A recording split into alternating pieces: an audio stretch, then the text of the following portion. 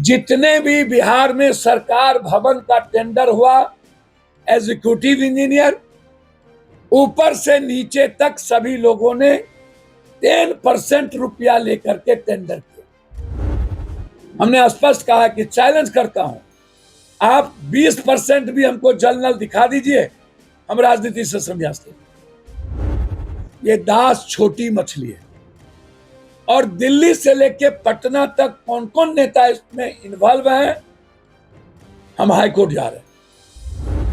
बिहार को लूट का अड्डा बना दिया गया, भ्रष्टाचार की गंगोत्री बना दी गई। जब से नीतीश कुमार जी का उम्र और अस्वस्थता उन पर हावी हुआ, लूट ही लूट, लूट ही लूट। पप्पू यादव विभिन्न मसलों पर प्रेस कॉन्फ्रेंस को संबोधित कर रहे थे। पप्पू यादव ने ईडी के छापे में भारी धन मिलने और बिहार सरकार के भ्रष्टाचार को मिलाकर कहा। उन्होंने कहा कि तारनी दास एक छोटी मछली है।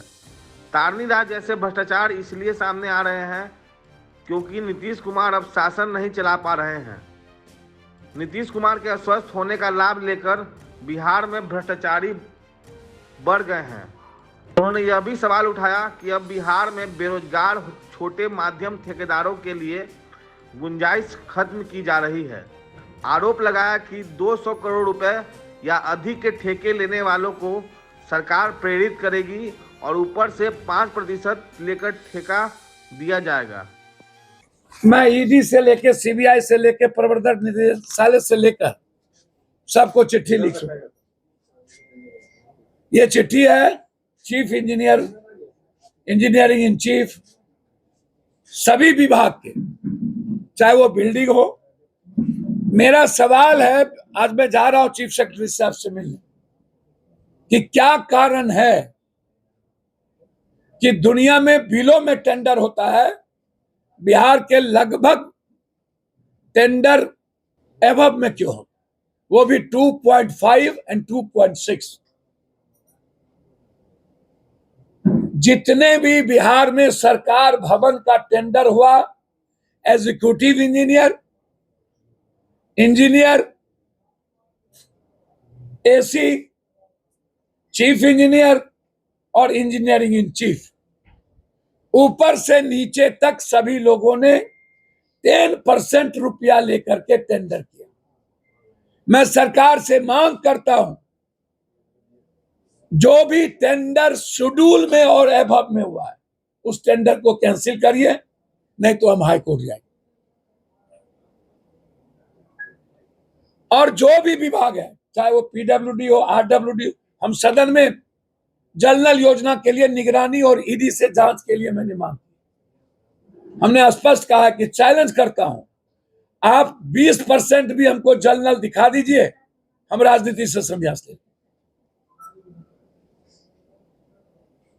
अभी आरडब्ल्यूडी में क्या हुआ, बड़ा बड़ा ग्रुप बना दिया गया, 100 करोड़, 150 करोड़, 40 करोड़, ताकि बिहार के मिडिल क्लास के बच्चे जो ठेकेदारी करते वो ना ले पाए और ऊपर 5% दे करके फिनिश्ड हो जाए। पूर्णिया में भी 9 ग्रुप का टेंडर हुआ 3 दिन पहले, वहां के एग्जीक्यूटिव इंजीनियर और सब लगाकर शेड्यूल में मात्र 5 माफिया और नेताओं से मिली भगत करके लगातार हमने सारे टेंडर की जांच की मांग की और इस टेंडर को कैंसिल करने के लिए हमें हाई कोर्ट क्या सुप्रीम कोर्ट तक जाना पड़ेगा। तो जाए 2 तारीख के बाद। ये क्या कारण है कि आप 40 करोड़, 100 करोड़, 150 करोड़ का ग्रुप बना दिए? ये 10 करोड़ रुपया एक मुश्त किसके पास 20 करोड़ होगा जो जमा करके टेंडर लेगा बिहार में? इसीलिए चीफ इंजीनियर दास, अंत में मेरा यही है, ये दास छोटी मछली है। इसके पीछे ऊपर से नीचे कौन कौन लोग हैं, कौन सबसे बड़ा कॉन्ट्रैक्टर है, और उसका मोबाइल किस किस से बातचीत डेली होती है, उसका लोकेशन क्या है, सीसीटीवी फुटेज क्या है, इन सारे मुद्दों को लेकर के और दिल्ली से लेकर पटना तक कौन कौन नेता इसमें इन्वॉल्व हैं, हम हाईकोर्ट जा रहे हैं। हाईकोर्ट में हम फाइल करने जा रहे हैं कि दास छोटी मछली है, प्रमोशन कब हुआ, प्रमोशन किसने दिया,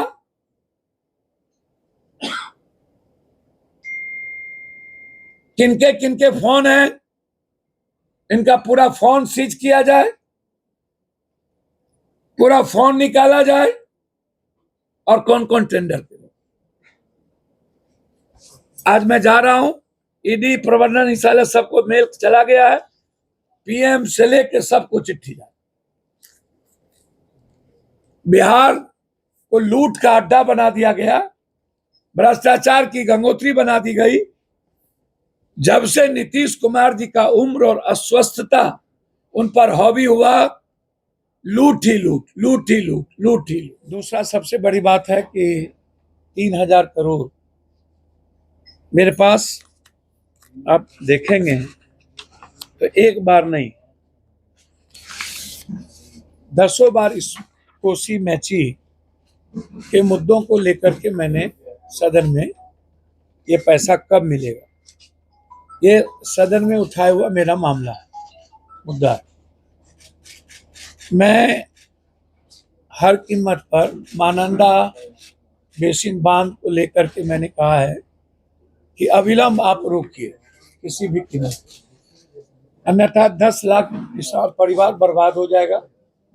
लेकिन कोसी मैचिंग 3,000 करोड़ जो आया है कि हम कैबिनेट में इतनी लड़ाई के बाद दिए हैं, उसमें ना तो नदी से बालू निकालने का प्रावधान दिया है, ना तो नदी को पक्कीकरण और नहर और कैनाल को पक्कीकरण का प्रावधान दिया है, ना नए कैनाल का प्रावधान दिया है, कुछ भी नहीं दिया उन्होंने। तो आप क्या ठेकेदारी के लिए सिर्फ प्रावधान दे दिए? आप जरा हमको बताएं।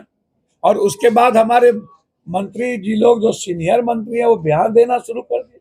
अरे आप कभी लोकसभा का मुंह नहीं देखे, आपको अता पता कुछ है नहीं, आप भर जिंदगी घर में बैठ करके चुनाव जीत जाते हैं। आप लोगों ने मिल करके पूरा कोसी नदी और फरक्का और हाईडैम बांध नहीं बनने दिया। आप कभी आज तक आपका डबल इंजन का सरकार रहता था, बड़े बड़े मंत्री रहते थे, कभी आप ला नहीं पाए कोई चीज। इतने मंत्री थे, क्यों नहीं लाते थे भाई?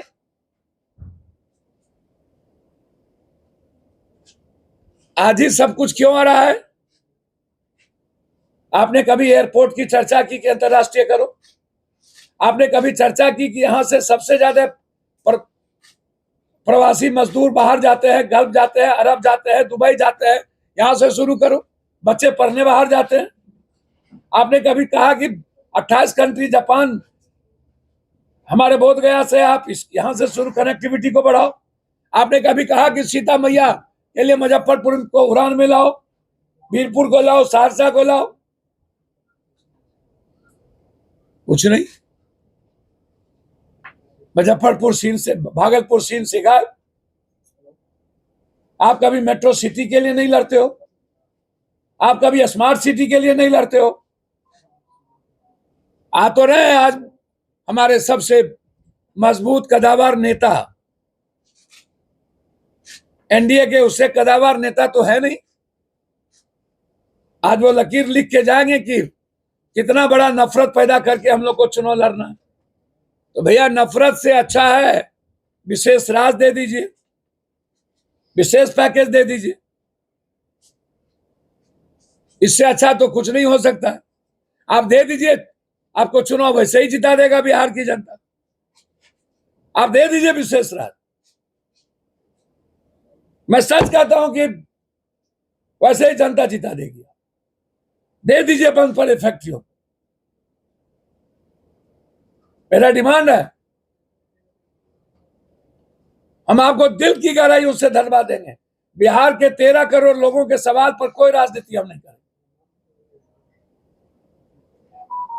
तीसरी चीज, चंद्रबाबू नायडू जी ने फैसला लिया है वक्फ को लेकर। मैं उम्मीद करता हूं नीतीश कुमार जी भी वक्फ को लेकर के कठोर फैसला लें। चंद्रबाबू नायडू ने कह दिया कि मैं लागू नहीं करूंगा। सैल्यूट है चंद्रबाबू नायडू कि संविधान की रक्षा के लिए वो खड़े हुए, वो लौह पुरुष है। मैं नीतीश कुमार जी से आग्रह करूंगा वक्फ के सवाल पर और संविधान की रक्षा के सवाल पर आप मजबूत निर्णय